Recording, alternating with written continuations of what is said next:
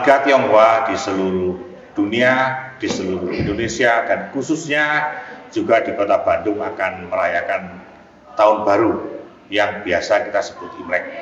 Dan hari ini, siang ini saya berada di Gungmiao, Bandung.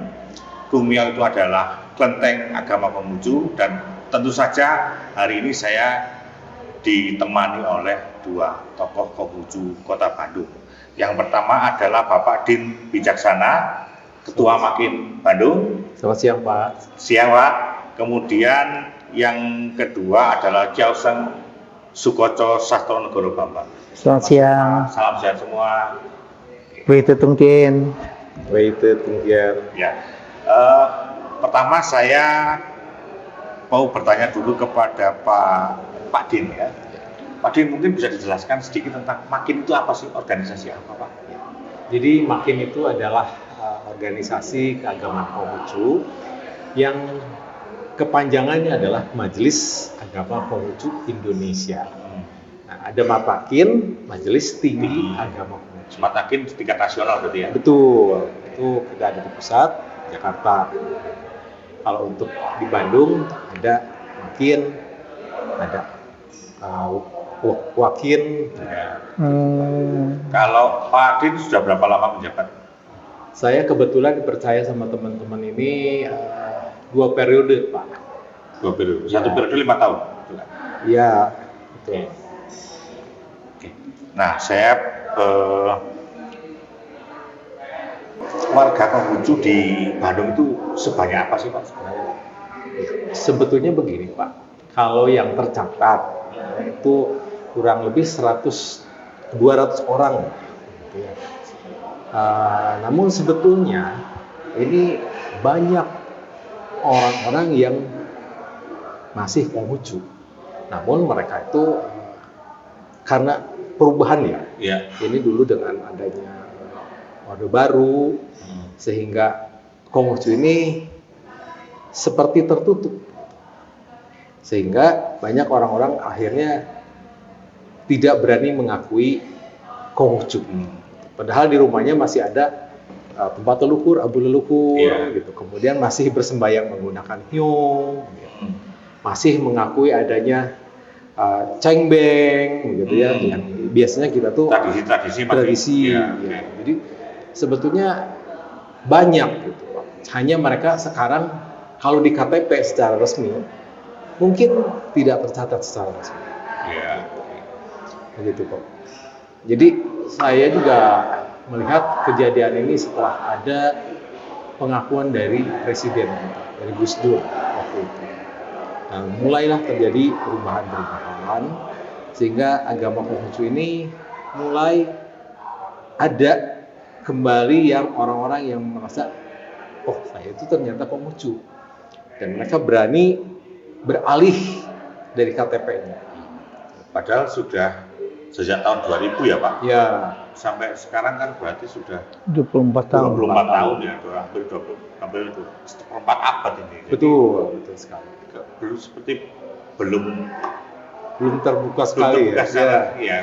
Karena memang begini Pak. Jadi setelah 32 tahun kita ya seperti dikungkung begitu ya. Akhirnya mungkin generasi-generasi ini mulai tidak mengenal apa sih itu Konghucu secara jelas. Namun dalam kesehariannya mereka masih melaksanakan itu. Ada yang sembahyang menggunakan hyong, ada abu leluhurnya. Kemudian ini tersarukan karena waktu itu ada kebijakan pemerintah mengenai Tridharma. Jadi banyak orang-orang yang bingung. Sampai hari ini pun orang masih banyak bertanya, apa sih bedanya Konghucu sama Buddha? Kan sama. Padahal sudah jelas kalau Buddha itu kan berasalnya dari India. Kalau Konghucu itu dari China saja. Ini yang masih banyak belum paham. Kemudian juga sekarang sudah beralih banyak umat Konghucu itu menjadi umat-umat yang lain gitu. Tapi tidak menutup kemungkinan bahwa tadi pun saya sebelum melakukan ibadah hari ini tiba-tiba ada yang telepon meminta kepada saya untuk ada persembahyangan 1 tahun atau Xiao Xiang sebutnya, yang saya juga tidak kenal siapa itu, tapi tiba-tiba saja dia minta dibantu untuk mengadakan upacara Xiao Xiang itu. Oke. Nah, ini mulai ada sedikit keterbukaan. Ya, semoga nantinya dengan semakin banyak publikasi, semakin banyak orang tahu, semakin banyak orang yang sadar ya Pak ya. Betul. Nah, saya beralih ke Pak Bambang ya Pak. Nah, tadi disebutkan bahwa pendidikan itu adalah Chiao Sheng. Nah, tentu saja kalau melihat jubahnya Pak Bambang ini mestinya tokoh agama, pemuka agama gitu ya. Nah, mungkin bisa dijelaskan Pak, Chiao Sheng itu apa sih? Jadi di dalam agama Konghucu Ya, itu ada 3 tingkatan kerohanian. kerohanian. Untuk rohaniwannya, yang pertama itu Chiao Sheng. Chiao Sheng itu kalau diterjemahkan ke dalam bahasa Indonesia itu penyebar agama. Kemudian ada tingkat di atas Chiao Sheng itu ada Wen Se. Wen Se itu adalah guru agama. Di atasnya lagi, paling atas itu ada Xie Se. Xie Se itu adalah kalau terjemahan Indonesia pendeta.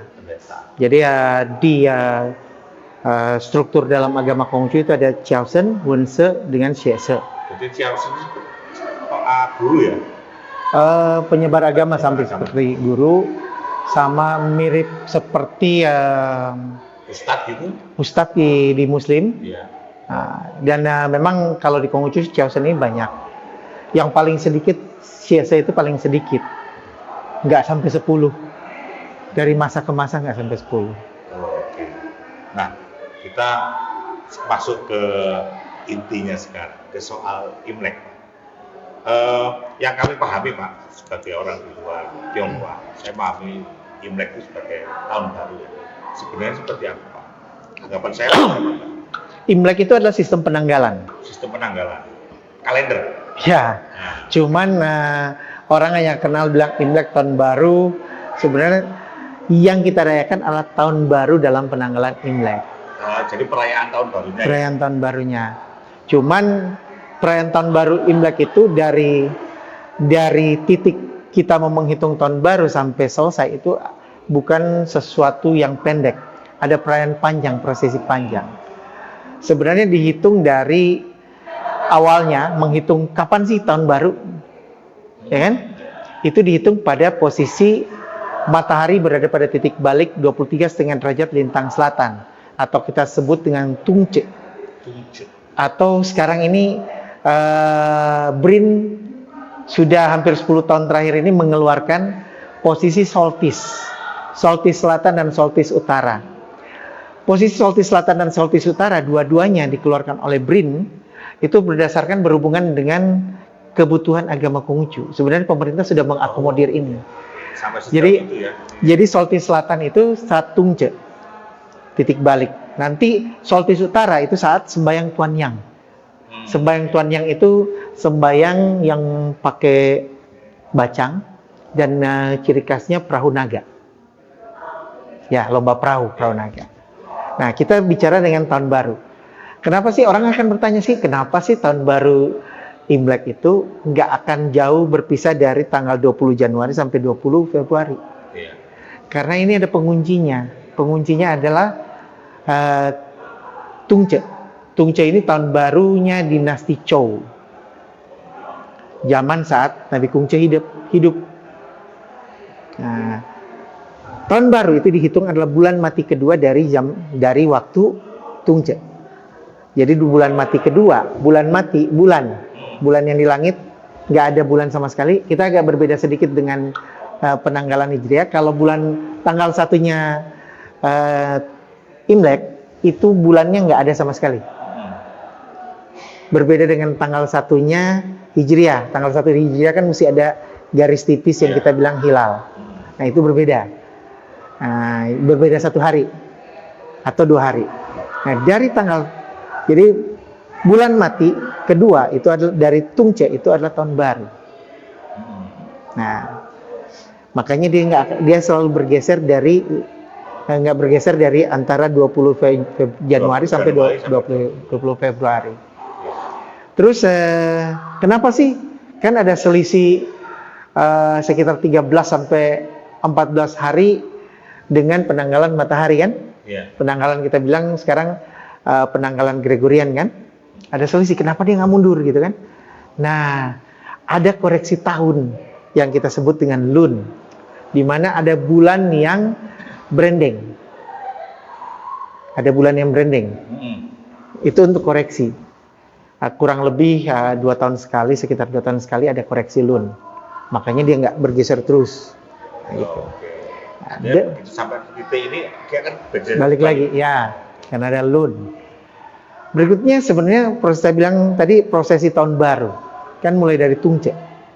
Kemudian setelah Tungce bulan mati kedua. Nah sebelum bulan mati kedua itu ada yang namanya kita bilang sembayang Erse Sang'an. Erse Sang'an itu sembayang hari persaudaraan, di mana umat Konghucu itu di hari itu memberikan menyisihkan sebagian harta kekayaannya untuk dibagikan kepada orang yang membutuhkan. Nah, di hari itu yang sama, kalau pakai dicatat juga bahwa Erse Sang'an bertepatan dengan malaikat dapur. Malaikat dapur itu naik ke langit. Malaikat dapur naik ke langit itu Erse Sang'an bersamaan dengan itu. Jadi kemudian muncul tradisi di masyarakat Tionghoa. Jadi setelah sembayang Erse Sang'an dan malaikat dapur naik ke atas, itu tradisinya nggak boleh bersih-bersih bagian atas. Karena menurut mitologi kalau bersih-bersih bagian atas bisa khawatir malaikatnya jatuh ke sodok. Tapi itu dari versi awam. Ya. Nah, kemudian berikutnya adalah sembayang tahun baru. Sembayang tahun baru itu dilakukan 1 hari atau 2 hari menjelang tahun baru, tergantung kondisinya. Kalau 1 hari, kondisi hujan, bukan. Kalau 1 hari sebelum tahun baru itu kondisinya keluarga tidak berada dalam masa berkabung. Masa berkabung kita sampai 3 tahun. Berarti kalau ada yang berkabung, dia baru 3 tahun kemudian bisa merayakan? Enggak. Dia sembahyang tahun barunya 2 hari sebelum tahun baru. Jadi 2 hari sebelum tahun baru dia sembahyang tahun baru. Nah, baru nanti malam tahun baru, pergantian waktu kita karena pergantian jam bulan itu berada di sekitar jam 11. Jam 11 atau jam 23 waktu setempat. Karena jam Imlek itu hanya terdiri dari 12 jam. 12 jam itu mewakili Sio. Juga 12 jam. Baru jadi jam pertama itu dari jam 11 atau jam 23 sampai jam 00.59. Baru jam berikutnya 1 sampai 2.59. Gitu.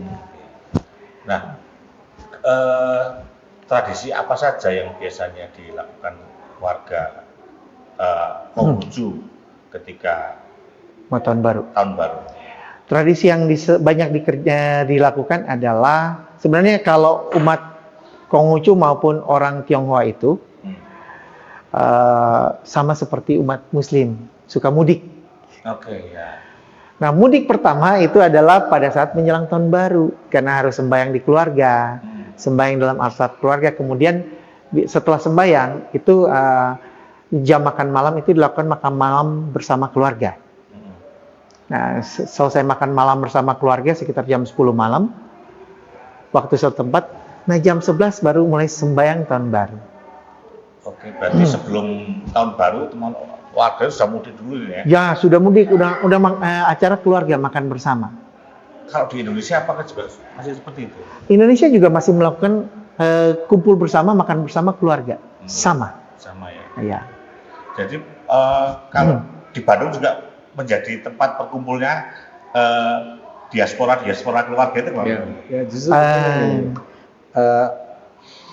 orang-orang yang ada di Bandung sini, Pak, kebanyakan dari luar kota. Oh, Jadi, kosong. nah itu. Jadi kalau di Bandung, ya saya orang Bandung, ada di Bandung gitu. Pak Bambang ada di Bandung. Jadi beberapa orang saja biasanya kita ada di sini. Oh, Sisanya mudik. Mudik semua, Pak. jadi kalau di Bandung Pak, nanti perayaan apa namanya Xinjia ya Pak? Xinjia itu dalam bahasa Hokkien artinya tahun baru. Tahun baru berarti sama dengan Xinjia atau bahasa Hawaiinya Sinien. oh ya. Jadi begitu perayaan tahun baru di Bandung tuh lebih sepi daripada yang misalnya di Surabaya. Iya, yang- lebih sepi dibandingkan kota-kota kecil di sekitar Bandung. Oh gitu, malah Bandung lebih sepi ya? Iya, karena rata-rata orang yang tinggal di Bandung ini kan berasal dari kota-kota di sekitar Bandung. Oh, Ciamis, Tasik, Cirebon, Kuningan dan sebagainya. Mereka kan pulang kampung. oh pulang kampung. Sama Pulang Pak, kampung. kayak waktu Lebaran juga kalau kita ke Jakarta itu kosong. Ya, Semua balik kampung. berarti Bandung ini bisa dibilang bukan kota asal ya? Ya. Ya, Kota perantauan ya buat. betul. Oh, oke.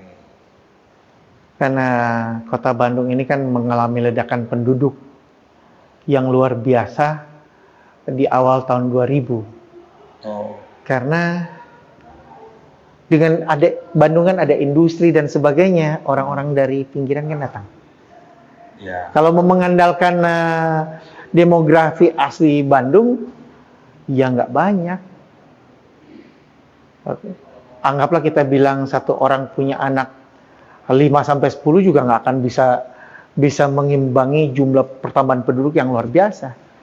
Nah, kan keluarga itu pasti turun-temurun nanti punya anak. Nah, sebenarnya keluarga di tingkat mana yang menjadi tujuan mudik itu, Pak? Apakah orang tua atau nanti kakak pertama atau kalau dua orang tuanya sudah nggak ada, siapa yang mewakili keluarga ini? Apakah mereka menjadi tujuan-tujuan baru gitu ya? Ya biasanya sih orang tua, Pak, Orang ya. tua. Gitu. Tapi kalau tidak itu biasanya ada di keluarga yang lebih welcome. Biasanya Oke. mereka menjadi tempat untuk berkumpul. Dan mungkin juga kan walaupun orang tua sudah nggak ada, tapi rumah peninggalannya masih ada. Kan itu ya, kadang-kadang rumah peninggalan itu jadi tujuan kan. Berarti nggak harus orang tuanya ada, tapi Ya. tempat tujuan pulang Ya. itu masih ada ya. Kesepakatan lah. Kesepakatan. Dan kita kadang-kadang merindukan kampung halaman sendiri kan. Ya. Sudah bertahun-tahun lama di perantauan, terus kita butuh kampung halaman sendiri gitu ya. Nah, Pak, nanti tadi kan disebutkan ada makan bersama. Itu menu wajibnya apa, Pak? Sebenarnya nggak ada menu wajib. Nggak ada. Itu biasanya kan masing-masing keluarga punya kebiasaan masing-masing. Jadi nggak ada menu wajib. Karena di agama Konghucu pun ada dalam sabda Nabi Konghucu bahwa pada saat bersembahyang, ya kan, tidak ada sesuatu yang harus, tapi sesuatu makanan yang disajikan semuanya berdasarkan musimnya. Oke. Ada berdasarkan musimnya dan juga ada berdasarkan tempat. Kan kalau di sini banyak perantauan orang Hokkien, berarti masakannya masakan Hokkien. Apa contohnya, Pak, yang mungkin familiar? Masakan Hokkien itu seperti capcay, kan masakan Hokkien. Kalau kita bilang bukan fuyung ya, satu lagi yang mirip mie, ifumi yang dicampur capcay itu kan masakan orang daerah lain. Jadi untuk orang daerah lain ada, gitu kan? Berarti tiap keluarga mungkin aja Berbeda, sajiannya enggak, ya? berbeda. Itu juga selain masalah makanan itu, selain karena daerah, mungkin juga kan karena ekonomi masing-masing keluarga yang menyebabkan Iya. dia berbeda. Yang penting kumpul itu ya. Iya, kan dalam keluarga kan kita bisa bilang, walaupun misalnya keluarganya keluarga Jawa Barat semua ya, Iya. atau keluarga Jawa ya, masakan Jawa, tapi sebenarnya masakan Jawa yang cita rasa mamahnya kan, cita rasa ibu yang Iya. di rumah kan. Iya, iya. Sedangkan cita rasa ibu yang di rumah ini dengan rumah sana nggak sama gitu, Pak. Iya, iya. Ya, Nah, berarti kalau misalnya kita kan tahu ya kalau Imlek itu perayaan tahun baru, banyak juga yang ke restoran. Itu boleh juga, bisa juga seperti itu ya. Bisa karena juga. ada rumah tempat pulang atau tempatnya boleh ya Pak. Kadang-kadang alternatif orang ke restoran itu karena di zaman sekarang ini rumahnya kecil-kecil.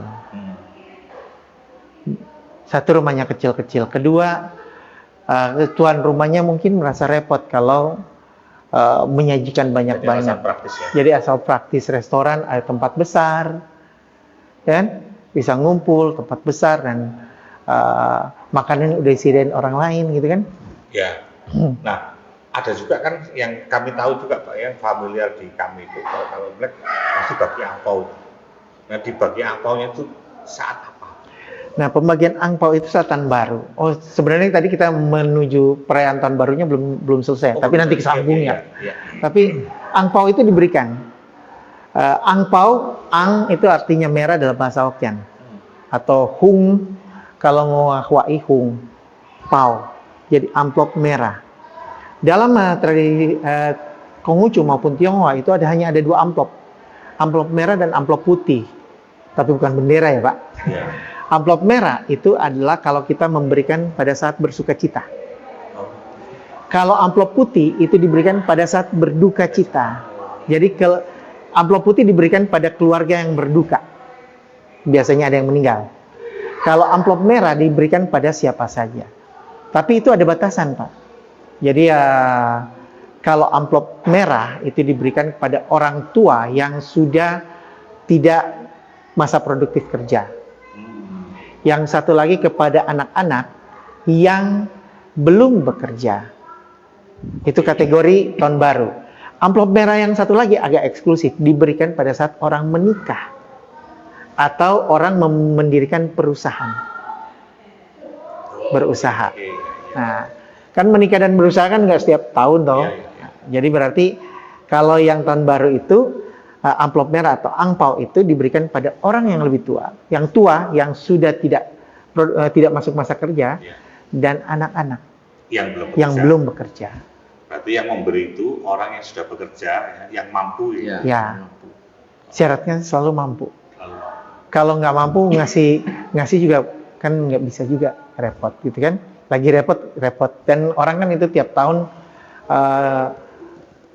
tidak selalu makmur dan tidak selalu juga kesulitan gitu kan, pasti ada gelombangnya kita setiap tahun. Nah, kalau di Bandung Pak Din, perayaannya sama nggak kira-kira sama dengan di tempat yang lain? Mungkin karena akulturasi warga Tionghoa dengan masyarakat Sunda, masyarakat Jawa, apakah ada perbedaan dengan masyarakat Tionghoa yang lain di tempat yang lain? Hampir sama sih. Sama ya. Karena ya memang sudah begitulah kurang lebih tata caranya, tradisinya. Yang pasti bagi-bagi angpau. Ya. Jadi ya kira-kira sama lah. Sama. Ya. Kalau ya ini kan konteks Indonesia Pak ya, Pak Bambang. Kalau dengan negara lain di warga Tionghoa di negara lain, ada perbedaan nggak? Saya baru hanya bisa bicara warga Tionghoa di tempat yang pernah saya datangin ya. Seperti Singapura, memang banyak yang kumpul keluarga juga, tapi kumpul keluarganya banyak di restoran, ya kan? Udah begitu. Alasan tadi. Praktis. Mereka apartemen banyaknya. Kalau di Tiongkok sana, seperti kota Guangzhou dan kota Shenzhen itu banyak yang sepi juga karena pulang industri ya, merantau pulang. Jadi ya itu yang saya bilang, ada 2 kali mudik di orang Tionghoa. Mudik pertama tahun baru, mudik kedua nanti sembayang Qingming, itu mudik lagi itu. Qingming itu berapa lama? Ini bulannya berapa tuh? Itu 105 hari dari Tungje tadi. Dari solstice selatan 105 hari. Kira-kira 3 bulanan itu ya? Iya. Hampir ya? Rata-rata kurang lebih bertepatan dengan sekitar tanggal 4 dan 5 April. Nah itu juga sama ya, jadi orang mudik. pasti artinya mudik. akan ada di Cingbeng itu akan ada di rentang waktu itu Ya. Enggak juga ini ya. Eh, Enggak bergeser pada uniknya dari penanggalan Imlek atau Nungli ini adalah penanggalan yang menggunakan matahari dan bulan. Dua-duanya dipakai. Oh gitu. Kan makanya kenapa tadi kenapa start tahun baru, dia start dari solstice selatan. Oke. Yang menggunakan perhitungan matahari, Tungce maupun Qingming.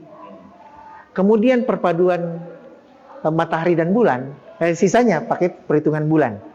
Tapi ada satu penanggalan yang spesial, satu hari spesial yang perpaduan antara matahari dan bulan udah pasti. Itu adalah perayaan Tuan Yang. Tadi saya bilang musim panas yang ada perahu naga.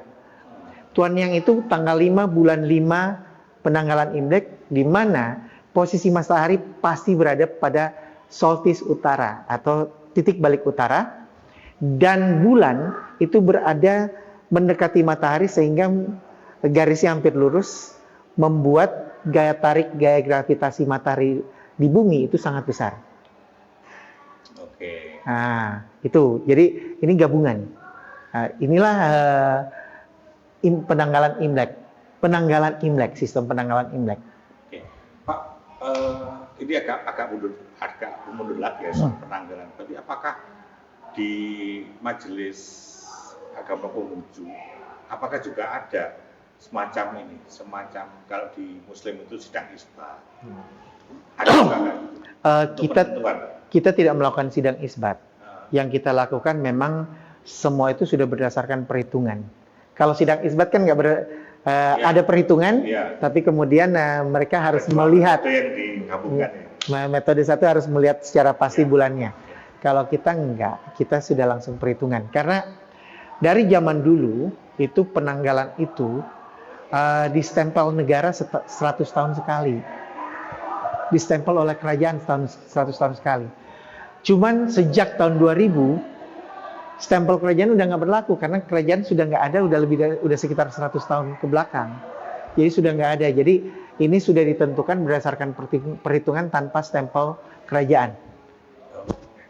Tapi ya mungkin secara internasional masih ditentukan oleh Cungko atau Cina sendiri sebagai pemilik penanggalan. Oh, berarti kita di Indonesia ini masih berpatokan pada penentuan di sana ya? Ya. Berarti pun mungkin 100 tahun ke depan pun sudah bisa ditentukan ya? Sudah sebenarnya. Berdasarkan perhitungan semuanya jangan 100 tahun. Lebih dari 100 tahun bisa berhitung. Contoh kita lihat sebenarnya kalau di zaman Sanko atau Tiga Negara itu ada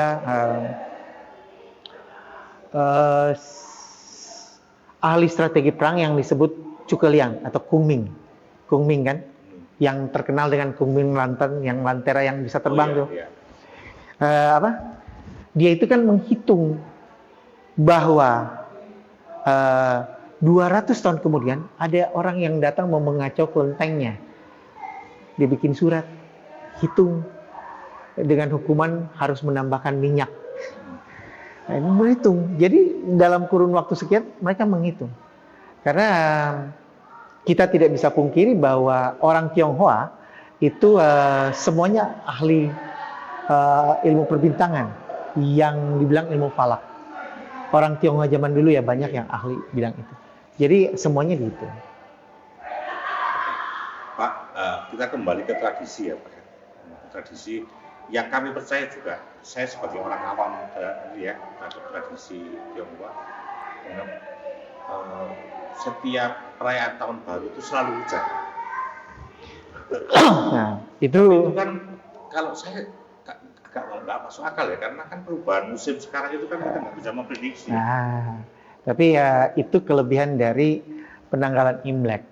Karena yang dikenal lain, penanggalan Imlek ini dibuat oleh Nabi Kongce, dihitung karena masyarakat Tionghoa zaman itu adalah masyarakat agraris. Iya. Yang mengandalkan pertanian. Iya. Kenapa menggeser tahun barunya dari Tungce, solstice selatan, ke penanggalan Nungli sekarang, kan? Itu ada apa? Ada alasannya. Itu juga alasan itu tertuang dalam satu ayat suci adalah setelah sembahyang menuang anggur pada sembahyang tahun baru, saya sudah tidak akan mengikutinya, nggak akan melihatnya. Kenapa? Pada saat Tungce itu pada saat titik terdingin di musim dingin. Jadi pada saat besok orang nggak akan bekerja karena masih tertutup salju. Sedangkan digeser, dihitung bulan mati kedua itu adalah memasuki musim semi. Jadi kenapa dia hujan? Karena memasuki musim semi. Besoknya orang bekerja. Makanya tahun baru Imlek suka juga dibilang tahun baru musim semi. Karena pada saat memasuki musim semi, orang bekerja. Nah, pada saat musim semi, pasti hujan. Diawali dengan hujan. Pernah nggak mengalami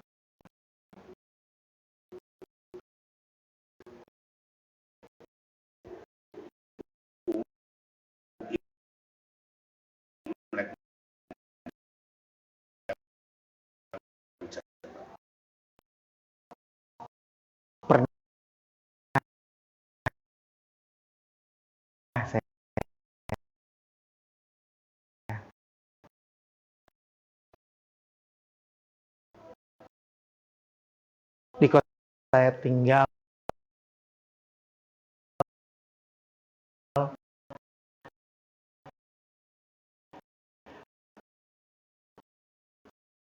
kurang lebih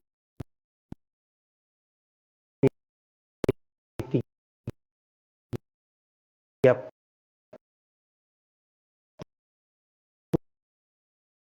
mau pernah ingat yang itu hujan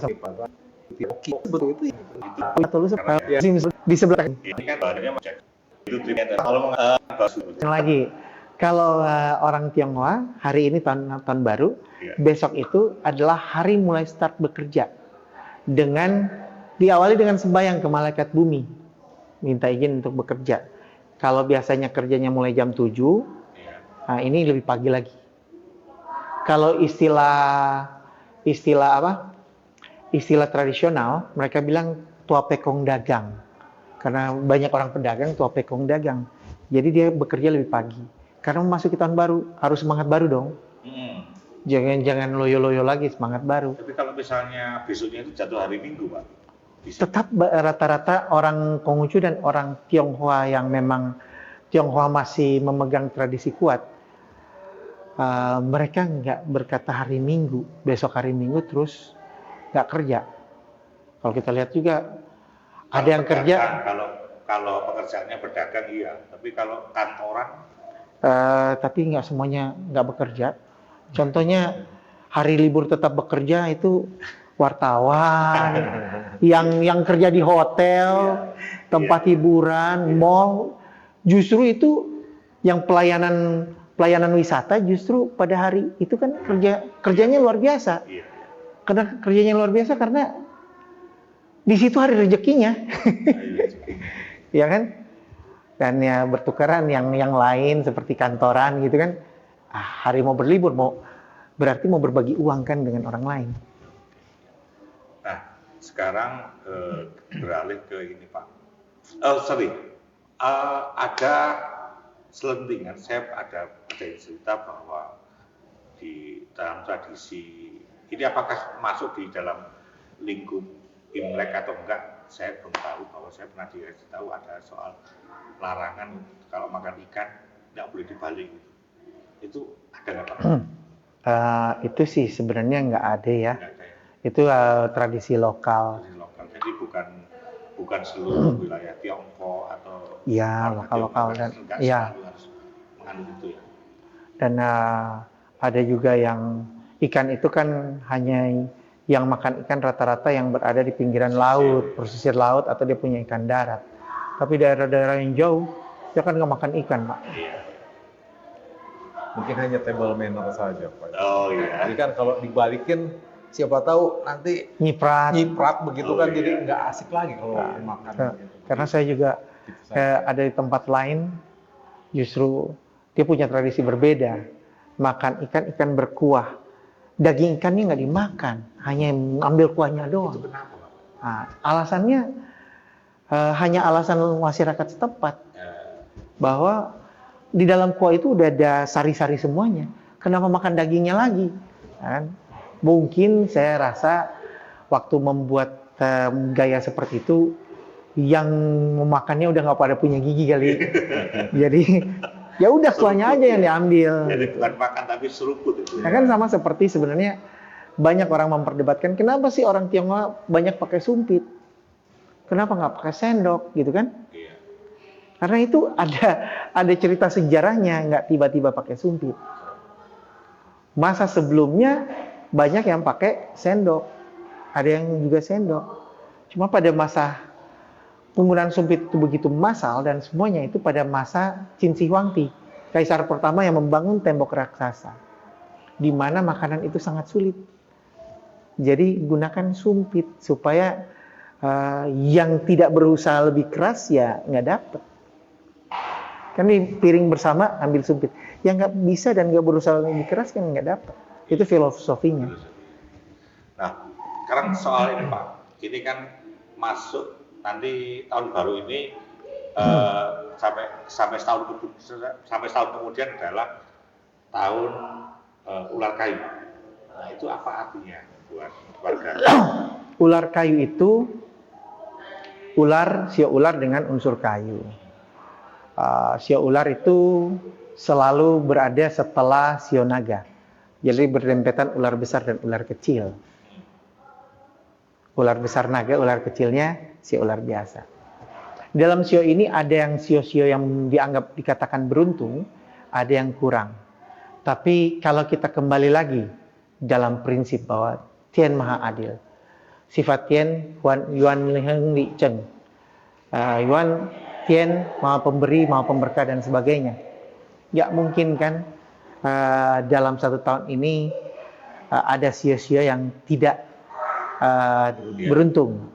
Dibilang bahwa yang beruntung itu sio ayam, sio kerbau, ada 6 sio yang beruntung. Diakhiri sio ular. Tapi ini saya bertanya sebenarnya informasi dari mana sio ular? Karena setiap sio yang bersangkutan di tahun sionya itu ada, sionya yang sama itu pasti dibilang ciong atau ada halangan. Makanya ada sembayang. Sembayang ini kita bilang sembayang Cifurangcai untuk kias. Tapi sebenarnya itu karena hanya melihat global setahun. Perhitungan sio itu ada perhitungan kecil, perhitungan menengah, perhitungan besar. Perhitungan besar itu dia berubah sio setiap tahun dan dia akan kembali lagi setelah 60 tahun. 12 sio dengan 5 unsur. Tapi sedang itu, perhitungan sedang itu terjadi 60 hari sekali. Karena setiap hari satu hari itu satu sio dikali 5 unsur 60 hari. 60 hari ke-61 dia kembali lagi. Kalau yang paling kecil itu hari ke-6 dia kembali lagi. Karena satu hari 12 jam, 12 sio dengan 5 unsur, berarti pada hari ke-6 dia kembali lagi. Jadi adalah setiap waktu itu ada perubahan. Sio ini falsafah sio diambil dari I Ching, kitab I Ching yang kitab warna hitam. Oke. Nah, itu ada perubahan. Perubahan itu berdasarkan jam. Cuman kita dikasih tahu sebenarnya sio ini kita pasti tahun ini akan begini, tahun itu begitu. Hari ini kamu pasti akan beruntung, hari ini pasti akan kurang beruntung. Itu sebenarnya peta seperti kita pakai Google Map. Kalau kita mau lewat jalan ini, dibilang sana macet, kita mau cari jalan alternatif nggak? Pasti kan kita akan berusaha cari jalan alternatif. Itu satu. Artinya kita harus bersiap. Kalau bekerja pun, kita harus bersiap dulu bekerja. Jangan kesempatan kerjanya datang, baru kita mau kerja. Kita kan sudah bersiap dari belakang. Orang Tionghoa diajarkan, kenapa? Bersiap dulu. Jadi pada saat waktunya tiba, pekerjaannya sudah lebih mudah. Contoh, yang paling gampang ya. Bapak mau ngasih kerjaan ke saya karena saya misalnya punya kemampuan pekerjaan A. Saya sudah bekerja, mengerjakan pekerjaan itu, jauh-jauh hari sebelum Bapak datang ke saya untuk meminta tolong bikinin ini. Ya kan? Itu pada saat Bapak ngasih order pekerjaan, artinya pada saat itu saya menerima berkah. Nah, bagaimana dengan orang yang tidak bekerja terus pada saat Bapak datang, bisa nggak kamu kerjaan ini? Baru bilang saya bisa. Baru hari ini mau bekerja. Kan masih panjang prosesnya, Pak. Iya. Sebagai pemberi pekerjaan juga nggak mau. Ada antisipasi. Iya. Sebagai pemberi pekerjaan juga nggak mau. Karena yang mau dikasih kerjaan ini nggak bersiap. Jadi ini sebenarnya filosofi Sio dan sebagainya memerintahkan kita untuk bersiap loh. Kamu harus selalu siap. Jadi pada saat waktunya tiba, ini kamu sudah siap. Nggak diragukan lagi. Berarti Pak, kalau ada orang yang mungkin bukan dari bukan sio ular, bukan dari unsur kayu, Ya. dia merasa kecil hati nih. Ya. Jangan begitu loh. Sebenarnya kecil hati. Gitu ya. Karena prinsip dalam agama Konghucu itu adalah ada tiga poin, yaitu Tien Tiren. Tien itu memberikan kesempatan. Ti memberikan tempat. Tien itu Tuhan memberikan kesempatan. Ti memberikan tempat. Bumi memberikan tempat. Ren manusia itu harus berusaha. Jadi jangan berkecil hati bahwa karena udah bilang ciong bikin ciong ya atau halangan, terus saya diam aja. Kapan nasib kamu mau berubah? Kapan kamu mau keluar dari persoalan? Kalau diam aja, semuanya kan harus bergerak. Berarti ingat prinsip Google Map tadi ya, kalau di sana ada jalan pasti harus cari. Ada jalan-jalan lain. Kan kita ada ciong, kemudian ada sembahyang Cifurangcai. Sembahyang Cifurangcai ini untuk membuat kias bahwa kamu punya halangan di sana. Kita membuat supaya halangan ini menuju tujuan yang sama. Halangan ini bisa dilalui. Jalan lain dong. Karena jalan lain pasti tersedia ya. Pasti ada jalan yang lain tersedia. Cuman persoalannya kita bisa melihat atau enggak. Oke. Nah, Pak Din, pelajaran-pelajaran seperti ini bisa didapat di mana sih sebenarnya? Ya, saat ini sih sebetulnya ada buku-buku pelajarannya, Pak. Karena pemerintah sekarang sudah memberikan kesempatan kepada umat-umat Konghucu untuk bisa belajar di sekolahan. Nah, ada beberapa di kita juga yang memberikan pengajaran khusus untuk murid-murid yang memang beragama Konghucu. Jadi itu bentuk salah satu bahwa kita juga mau eksis dan bekerja sama dengan pemerintah. Itu yang kalau di Bandung ada berapa sekolahnya? Namanya sekolah ya? Sekolah ya. Sekolah itu ada salah satunya di Cemara. Sekolah SD SMP Cemara. Kemudian juga itu memberi pelajaran agama Konghucu ya? Iya, ada juga. Kalau di sini Pak, orang misalnya saya pengen belajar tentang Konghucu, saya harus datang ke sini juga? Oh, bisa. Iya, bisa ya. Ini juga kita sedang ada program nih Pak. Kalau Cait Capko atau tanggal 1 atau tanggal 15 penanggalan Imlek, itu kita di sini sedang mengadakan sharing. Karena kita ada umat yang masih baru, kemudian kita juga memberikan pembekalan pengetahuan bagaimana sih Konghucu itu. Ada apa? Jadi kita selalu terbuka. Siapa yang mau belajar, yuk silahkan.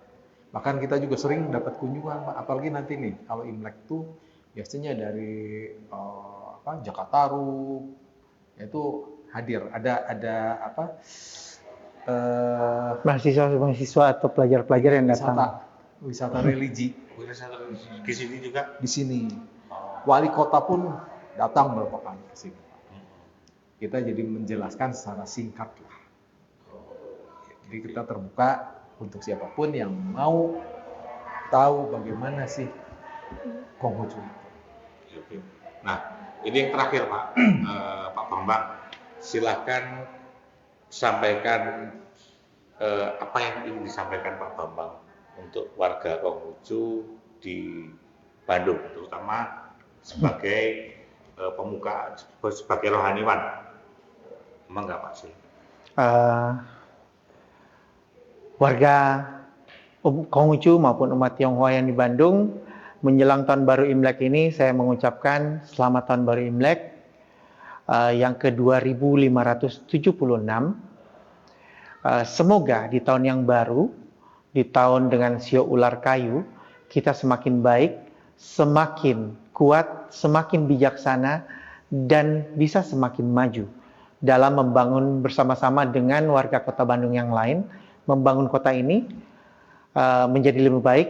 Dan juga kebetulan kita dapat hadiah juga wali kota yang baru dan gubernur yang baru. Mari kita sama-sama membantu mereka untuk membangun kota ini menjadi lebih baik, menjadi Kota Bandung tempat tinggal kita bersama. Sancai.